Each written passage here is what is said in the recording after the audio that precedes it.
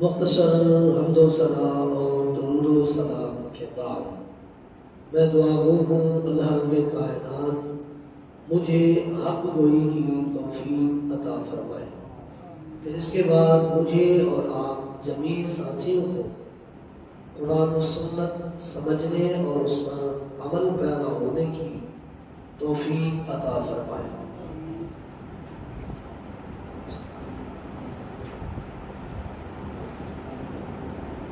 ماہ ذی الحجہ شروع ہو چکا ہے۔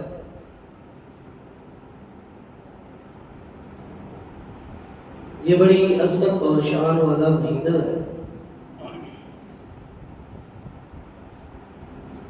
اس کی عظمت کی قسمیں اللہ رب کائنات نے قرآن مقدس میں اٹھائی ہے۔ الہ العالمین فرماتے ہیں والفجر ولیال عشر والشفع والوتر۔ والفجر، اللہ فرماتے ہیں مجھے فجر کی قسم، ولیال عشر، 10 راتوں کی قسم، والشفع والوتر، ان 10 راتوں میں چاہے طاق ہو یا جفت ہو، مجھے طاق کی بھی قسم ہے، جفت کی بھی قسم ہے۔ محدثین نے اس سورت کی تفسیر کے اندر مفسرین نے بھی لکھا ہے کہ اس سورت کی ابتدا میں جو اللہ نے قسمیں اٹھائی ہیں اور جن 10 راتوں کا اللہ نے ذکر فرمایا ہے وہ عشرہ ذی الحجہ ہے۔ ماہ ذی الحجہ کے پہلے 10 دن اور 10 راتیں جن کی الہ العالمین نے قسم اٹھائی، بڑی عظمت اور شان والے ہیں۔ نبی علیہ السلام فرماتے ہیں افضل ایام الدنیا ایام العشر، دنیا میں جتنے بھی دن ہیں ان تمام دنوں میں افضل ترین ایام اور دن جو ہے وہ عشرہ ذی الحجہ کے یہ 10 دن ہیں۔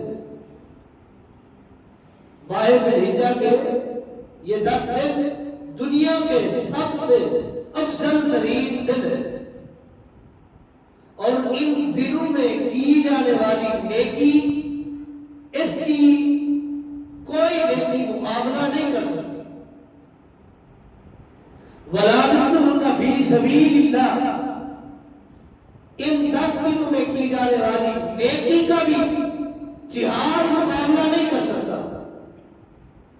إِلَّا عَفَّ وَجَهُ فِي التُّرَابِ، ہاں وہ مجاہد، وہ جہاد کرنے والا، وہ جنگجو، وہ معرکہ حق میں اپنا حصہ ملانے والا، جس نے اپنی جان ہتھیلی میں رکھ کر اپنے مال اور جائیداد کے ذریعے آلائے کلمۃ اللہ کے لیے، توحید کی سربلندی کے لیے، سنت کے ابلاغ کے لیے، شریعت کی تبلیغ کے لیے، توحید کے پرچار کے لیے جہاد کیا، معرکہ حق میں شمولیت اختیار کی، اپنے ذاتی جان اور مال کے ساتھ، وہ مجاہد ان 10 دنوں کی نیکیوں سے افضل جہاد کر رہا ہے۔ بقیہ کوئی نیکی ان 10 دنوں کی نیکیوں کا مقابلہ نہیں کر سکتی۔ اللہ نے یہ 10 دن ہمیں غنیمت کے طور پر، انعام اور احسان کے طور پر عطا فرمائے، اور ہمیں ان کی قدر کرنی چاہیے۔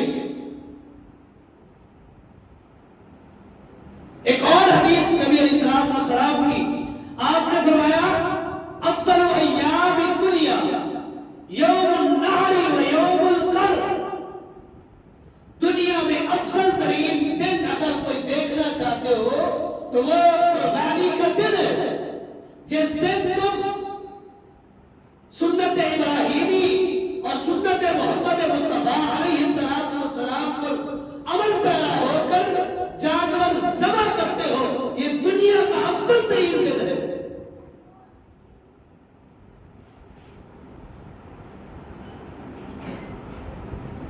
میں نے لفظ کہا کہ سنت ابراہیمی اور سنت رسول علیہ السلام پر عمل پیرا ہوئے، یہاں رکھ کر ایک سوال پیدا ہوتا ہے کہ قربانی سنت ہے یا فرض ہے؟ قربانی سنت ہے یا فرض ہے؟ اس کا جواب میں نہیں دیتا، صحابی رسول عبداللہ بن عمر رضی اللہ تعالیٰ عنہ بیان کرتے، ان سے پوچھا گیا اے ابن عمر، قربانی سنت ہے یا واجب ہے؟ قربانی سنت ہے یا فرض ہے؟ تو عبداللہ بن عمر رضی اللہ تعالیٰ عنہ نے جواب دیا تھا، ضحى رسول اللہ صلی اللہ علیہ وسلم والمسلمون، میں اور کچھ نہیں جانتا، میں نے بس رسول اللہ کو قربانی کرتے دیکھا، صحابہ کو قربانی کرتے دیکھا، مجھے یہی پتا ہے۔ ضحى رسول اللہ صلی اللہ علیہ وسلم والمسلمون، رسول اللہ نے بھی قربانی کی، مسلمانوں نے بھی قربانی کی، میں نے دیکھا، مجھے یہ نہیں پتا کہ سنت ہے، واجب ہے، فرض ہے، رسول اللہ نے کیا، صحابہ نے کیا، بس میں نے کیا ہے۔ جس کو رسول اللہ سے محبت ہو وہ یہ نہیں دیکھتا کہ سنت ہے یا فرض ہے، آپ نے کیا ہے، ہم نے کرنا ہے۔ اور دین اسی چیز کا نام ہے، لقد کان لکم فی رسول اللہ اسوۃ حسنہ، اے کائنات کے لوگوں، ہم نے تمہارے لیے محمد رسول اللہ صلی اللہ علیہ وسلم کو آئیڈیل بنا کر بھیجا ہے۔ اگر آپ نے کامیاب ہونا ہے، کامیاب ہونا ہے، سکسیس حاصل کرنی ہے، کامیابی اپنا مقدر بنانا ہے، تو محمد رسول اللہ صلی اللہ علیہ وسلم کی سنتوں پر عمل کرو۔ آپ کی سنت تمہارے لیے کامیابی کا اور کامیابی کی دلیل ہے۔ آپ کے طریقے کو چھوڑو گے، پسے پر ڈالو گے، اپنی مرضی کرو گے، اپنی منمانی کرو گے، کامیابی تمہارا مقدر نہیں بن سکتی۔ کامیابی اس وقت مقدر بنے گی جب تم رسول اللہ کی سنتوں کو مقدم رکھو گے اپنی مرضی کے آگے۔ اس شخص نے پھر پوچھا، اے ابن عمر، آپ نے میرا سوال سمجھا نہیں، میں نے پوچھا ہے کہ رسول اللہ صلی اللہ علیہ وسلم نے قربانی کے متعلق کیا فرمایا ہے، یہ سنت ہے یا واجب ہے، آپ کیا کہتے ہیں؟ عبداللہ ابن عمر رضی اللہ تعالیٰ عنہ کا چہرہ متغیر ہو گیا اور کہنے لگے، اتعقلون ضحى رسول اللہ صلی اللہ علیہ وسلم والمسلمون، اور تم کم عقل ہے، بے وقوف ہے، تیرے اندر عقل نہیں، شعور نہیں، سمجھ نہیں، فکر نہیں، فہم نہیں، تجھے ادراک نہیں ہے۔ میں نے کیا کہا؟ رسول اللہ نے کیا ہے، صحابہ نے کیا ہے، جب رسول اللہ نے کر دیا پھر تجھے کیا ضرورت ہے فرض ڈھونڈنے کی یا سنت ڈھونڈنے کی؟ نہیں عقل، نہیں شعور، یہ میرے لیے اور آپ کے لیے ایک نقطہ ہے اور نقطہ اصلاح ہے۔ ہم ڈھونڈتے پھر رہے ہیں کہ سنت ہے، واجب ہے، آپ نے کیا، چھوڑا، میں کروں نہ کروں، میرے امام کرتے تھے یا نہیں کرتے تھے، یہ تیرے اور میرے منہ پر تماچا ہے۔ عبداللہ بن عمر رضی اللہ تعالیٰ عنہ کی طرف سے جب رسول اللہ نے کر دیا پھر سنت ہے یا فرض ہے پوچھنے کی ضرورت نہیں ہے،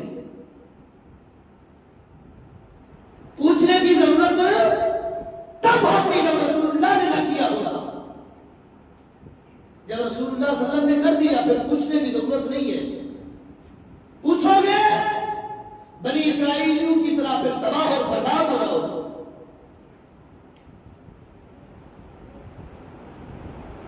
قربانی سب سے پہلے یہ جانور ذبح کرنے کا نام نہیں ہے۔ اتنے جانور خرید لیے، اتنے لاکھوں خرچ کر لیے، جانور ذبح بھی کر لیا، اس کا نام قربانی نہیں ہے۔ قربانی سب سے پہلے اپنے ضمیر کی قربانی دینے کو کہتے ہیں۔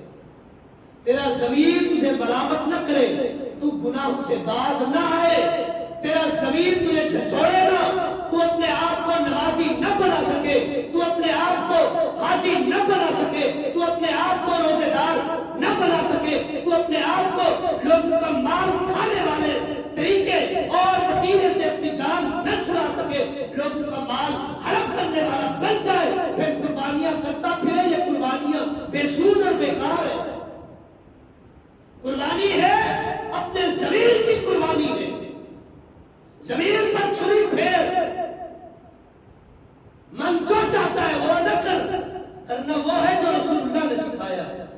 صلی اللہ علیہ وسلم. یہ دین، یہ شریعت، یہ اسلام قربانیاں مانگتا ہے اور قربانی کے ذریعے ہم تک پہنچا ہے. اسی قربانی کے فلسفے کو دیکھیں. ابراہیم علیہ السلام کو رب نے خواب میں حکم دیا کہ اپنے بیٹے پر چھری چلا. بیٹے سے کیا کہا؟ انی ارا فی المنام انی اذبحک فانظر ماذا تری. اے میرے بیٹے، میں نے خواب میں دیکھا ہے کہ میں تیرے گردن پر چھری پھیر رہا ہوں. تو کیا کہتا ہے؟ فانظر ماذا تری. تیری کیا سوچ ہے؟ تو کیا کہتا ہے؟ بیٹا بھی بیٹا تھا. بیٹا بھی ابراہیم علیہ السلام کا، جد الانبیاء ابراہیم علیہ السلام کا بیٹا تھا. کیا کہا؟ یا ابت افعل ما تؤمر ستجدنی انشاء اللہ من الصابرین. ابا کل گزر، مجھے تو صبر کرنے والا پائے. بیٹے پر چھری چلانے کے لیے لے گئے. میرے لیے اور آپ کے لیے یہ سبق ہے، یہ سبق ہے. دل جتنی قیمتی چیز ہو، جتنی قیمتی اثاثہ ہو، جتنی قیمتی اثاثہ ہو، دین کی بات آئے، شریعت کی بات آئے، اثاثے نہیں دیکھنے، ان کی قیمت نہیں دیکھنی، ویلیو دیکھنی ہے کہ حکم کس کا ہے. اگر محمد رسول اللہ کا ہے تو اس کے نزدیک دنیا کی کوئی ویلیو نہیں ہے. پھر یہ دنیا رسول اللہ پہ قربان ہے صلی اللہ علیہ وسلم. ہم اپنے ضمیر کی قربانی دینے کے لیے تیار نہیں، اور اپنے آپ کو مسلمان کہے. یہ مسلمان ہے جنہیں دیکھ کے شرمائے یہود. ہمارے اندر کیا مسلمانی؟ کتنے ہم شریعت کے پابند ہیں. دو نمبری، فراڈ، دھوکہ، چال بازیاں، چکر. جس طریقے سے آمدنی آتی ہے آ جائے، ہمیں اس سے کوئی سروکار نہیں ہے. وہ ذریعہ معاش حلال ہے یا حرام ہے، نو ٹینشن.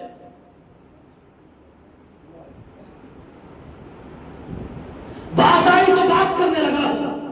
یہ قربانی کا موسم ہے. قربانی کا جانور خریدیں یا کسی کے ساتھ حصہ ملائیں، دو چیزوں کا خیال رکھیں. دو چیزوں کا. جس کے ساتھ حصہ ملا رہے ہیں، سب سے پہلے جس کے ساتھ حصہ ملا اس شخص کا عقیدہ دیکھیں. عقیدہ صحیح ہے، موحد ہے، پھر اس کے ساتھ قربانی کا حصہ رکھیں. اگر موحد نہیں، عقیدے میں خلش ہے، نہ رکھیں، نہ رکھیں. اور نمبر دو، جس کے ساتھ حصہ ملا رہے ہو ان لوگوں کے ذریعے معاش پر بھی نظر رکھیں. ان کی آمدنی حلال کی ہے یا حرام کی ہے. حلال کی آمدنی ہے پر حصہ ملائیں. اگر اس کی آمدنی حرام کی ہے، حصہ نہ ملائیں. نہیں ضرورت ایسی قربانی کی. رسول اللہ نے کیا فرمایا؟ ایک شخص ایک لباس خریدتا ہے 10 درہم کا، اس نے 9 درہم حلال کے ہیں، 1 درہم حرام کا ہے، وہ 9 بھی حرام کے ہو گئے. اب آپ 7 حصے دار ہیں ایک جانور میں، اس میں 1 حصے دار آپ کا حرام کی کمائی والا شامل ہے. آپ کا حصہ بھی خراب ہے، بیکار ہے. ان دو چیزوں کو ملحوظ خاطر رکھیں. مشرک کے ساتھ حصہ نہ ملا. یہ تو اس طرح ہے، من آنا مشرک فقد حدم الاسلام. جس نے کسی مشرک کی اعانت کی، مدد کی، نصرت کی، عزت کی، اس نے اسلام کی عمارت کو گرانے میں اپنا کردار ادا کیا. یہ دین کی ایک عمارت ہے، یہ قربانی. اس میں آپ نے مشرک کی اعانت کی یا اس سے اعانت لی تو دین کی عمارت کو ڈھانے میں، گرانے میں آپ نے بھی اپنا رول پلے کیا ہے.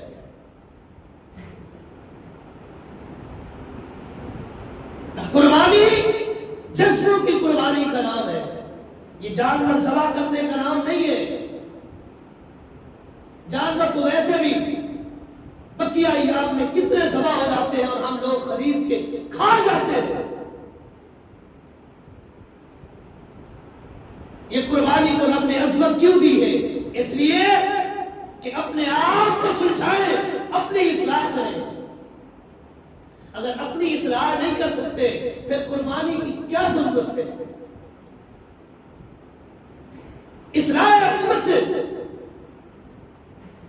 خطبہ حجۃ الوداع اٹھا کے دیکھیے، امام الانبیاء نے جو آخری خطبہ، یہ لاسٹ سرمن جو امام الانبیاء نے عرفات کے میدان میں دیا، اس کا معافی ضمیر اور اس کا سمری اور خلاصہ کنکلیئر اگر ریڈ کیا جائے تو اصلاح امت ملتا ہے۔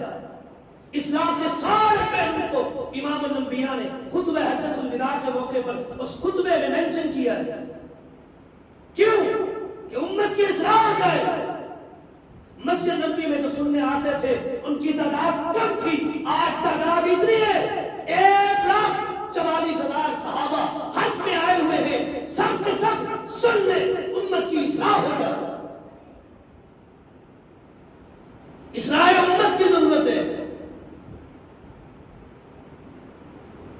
یہ دن بڑے افضل ہے، ان میں کی جانے والی نیکیاں سب سے افضل ہے، کوئی نیکی اس کا مقابلہ نہیں کر سکتی۔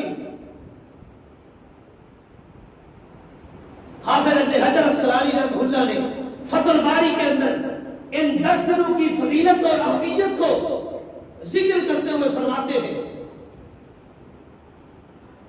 الذی یظہر فی سبب امتیاز هذه الایام العشر یعنی 10 ذی الحجہ باجتماع امہات العبادت فیہ، ان 10 دنوں کی افضلیت کی وجہ یہ ہے کہ اللہ رب کائنات نے 10 ذی الحجہ میں ذی الحج کے پہلے 10 دنوں میں امہات العبادات کو جمع فرما کر، کلوز فرما کر ایک جگہ اکٹھا کر دیا ہے۔ جتنی بھی عبادات کی امہات ہیں، مائیں ہیں، سب سے بڑی باتیں اللہ نے ان 10 دن کے اندر جمع کر کے، کلوز کر کے جمع کر دی ہے، اکٹھی فرما دی ہے۔ اور وہ خود فرماتے ہیں وہی الصلاۃ والصوم والصدقہ والحج، اور امہات العبادات وہی الصلاۃ، نماز امہات العبادہ ہے، صوم روزہ امہات العبادہ ہے، صدقہ امہات العبادہ ہے، حج امہات العبادہ ہے، اور یہ ساری باتیں جو مرکزی باتیں ہیں اللہ نے 10 دنوں کے اندر اکٹھی کر دی۔ نماز تو بقیہ ایام میں بھی فرض ہے، لیکن ان 10 دنوں کے اندر جو اہتمام کرتا ہے اس کو بقیہ ایام کی نسبت زیادہ اجر و ثواب ملتا ہے۔ کیوں؟ اس میں کی جانے والی نیکیوں کا اجر بقیہ دنوں کی نیکیوں کا مقابلہ نہیں کر سکتا، یہ افضل ہے۔ نماز کی ادائیگی، والصوم، ان 10 دنوں کے اندر اللہ نے ایک روزہ بھی رکھا ہے، صوم یوم عرفہ تحتسب اللہ ان یکفر سنۃ التي قبلها والتي بعدها، کہ اس میں 9 ذی الحجہ کا روزہ ہے، جو شخص ایک دن کا یہ 9 ذی الحجہ کا روزہ رکھے، امام الانبیاء فرماتے ہیں رب اس کے 2 سال کے گناہ معاف کر دیتا ہے۔ 1 سال پچھلے پریویس ایئر گزشتہ سال کے گناہ اللہ معاف کر دیتا ہے، اور 1 سال اگلے کے اللہ گناہ معاف کر دیتا ہے۔ روزہ ایک رکھے 2 سال کے گناہ معاف ہو، برکت ہے نا ان 10 دنوں کی۔ یہاں اختلاف کرتے ہیں کہ 9 ذی الحجہ کون سا ہو، یہ سعودیہ والا یہ ہمارا اپنا، عرفہ کیونکہ وہاں ہوتا ہے، حج کی ادائیگی وہاں ہوتی ہے، عرفات کا میدان وہاں ہے، پھر وہاں کی ڈیٹ کو دیکھا جائے۔ نہیں، رویت ہر شخص اپنے علاقے کی، اپنے ملک کی خود دیکھے۔ ہم سے کچھ سعودیہ ایک دن آگے ہے، کچھ ایسے ممالک بھی ہیں جو سعودیہ سے پہلے ہے یا سعودیہ کے بعد ہے، تو پھر ان کے وہ ایام میں جو پہلے ہے، جو پہلے ہے سعودیہ میں 9 ہو اور وہاں 11 ہو، عید اور عید والے دن تو روزہ ہو نہیں سکتا، تو وہ کیسے رکھیں گے؟ اپنی رویت کا خیال کریں، اپنے ملک کی رویت کو مد نظر رکھتے ہوئے، جب آپ کے ملک کے اندر 9 تاریخ ہو، اس 9 کا روزہ رکھنا ہے۔ صدقہ، تیسری عبادت صدقہ ہے۔ قربانی صدقہ ہے نہیں، قربانی ان 10 دنوں میں ہوتی ہے یا نہیں ہوتی؟ والحج، اور حج بھی ان 10 دنوں کے اندر ہے۔ حج تو ایسی عبادت ہے من حج البیت ولم یفسق ولم یرفث رجع کیوم ولدتہ امہ، جس شخص نے حج کیا اور حج کے دوران فسق و فجور سے اجتناب کیا، بچائے رکھا اپنے آپ کو، رجع کیوم ولدتہ امہ، اس طرح وہ حج کر کے واپس لوٹے گا جس طرح اس کی ماں نے اسے ابھی جنم دیا ہو، گناہوں سے پاک۔ یہ 10 دنوں کی اہمیت ہے، فضیلت ہے، احتیاط کریں، ان کی عظمت کو سنبھالیں، ان کی عظمت پر پورا اترنے کی کوشش کریں۔ کچھ مسائل ہیں جو یہاں میں ذکر کرنا اپنے لیے لازم سمجھتا ہوں۔ نبی علیہ السلام نے فرمایا جو شخص ارادہ رکھتا ہے کہ قربانی کرے، اس شخص کو چاہیے کہ وہ ان 10 دنوں کے اندر اپنی ضروری حجامت سے